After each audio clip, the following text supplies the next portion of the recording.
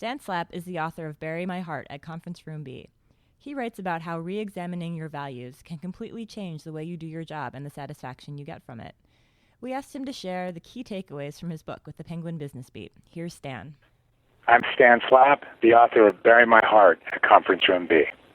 I own a management consulting company called Slapp by a remarkable coincidence, and I focus on creating emotional commitment in a manager culture, creating support for strategies and goals in an employee culture, and creating a brand and a brandable experience in a customer culture. I do that for the biggest companies in the world in over 70 countries. My book is about achieving personal fulfillment and professional success at a level unimagined by companies and their managers. Connected, and in that order, personal fulfillment and professional success. Your company is not a passive environment. It's not a bad company with evil intent aimed directly at you. Save those conspiracy theories for your next performance appraisal. But it is a company, so it has its own purpose, priorities, and life force. So living your values in such an environment cannot be a passive process. For a company, I would say that emotional commitment is not soft stuff. It's the stuff of hardcore results. The opposite of emotional is not irrational. Rather, the opposite of emotional is not rational. The opposite of emotional is detached. And detached managers will prevent you from ever reaching ultimate success. Once you understand your own values as a manager, you've got to turn them into a compelling cause for your people. Because if your people don't know what they are and don't care what they are, then you don't have a shot of living at work. I call this concept a better place. So it's a matter of translating the meaning of your values, like family or integrity or health or freedom, into the promise of better working conditions for your people. There are a lot of pressures on you to not know what your values are. Anybody who has any role for you at all, anybody trying to sell you anything, stands to profit from you not having a strong sense of self. Because if you're not on your own agenda, you're prey to everybody else's. So how do you really find out what your values are?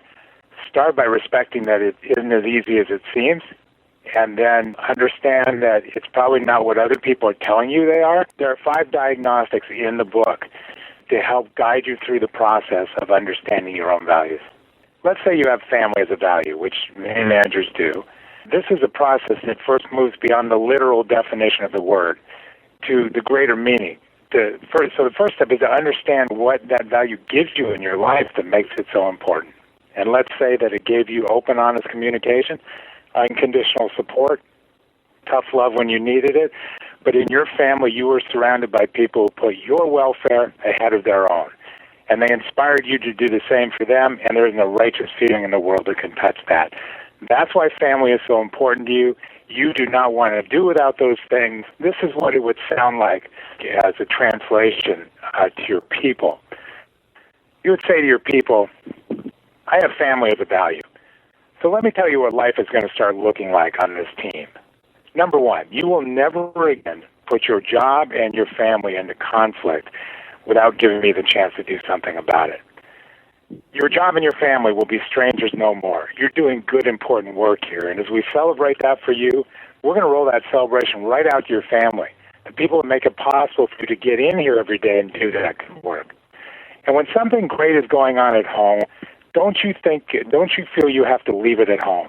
You roll it in here and we'll cheer you on. But God forbid something serious ever goes wrong for you at home. I want you to know you have the strength and support of this family during your hard time. Because we're like family too. We're here together all the time. So it's time we started acting like a family. This team will have open, honest communication. This team will have unconditional support. When we need it, this team will have tough love. But under pressure, this team will never turn on this team. No, this team will come together to protect this team. Because that's what families do. And family is very important to me. Once you start living your values at work, you'll tap into a source of energy unknown to most managers. You'll get constant confirmation of your true self. So you'll be able to achieve a rarefied ability to achieve results for other people. People will trust you and listen to you at an entirely different level. And if you can turn your job into a mechanism for fulfilling your deepest personal values, you'll work harder to protect that mechanism by making your company successful. So you will be more successful as a result.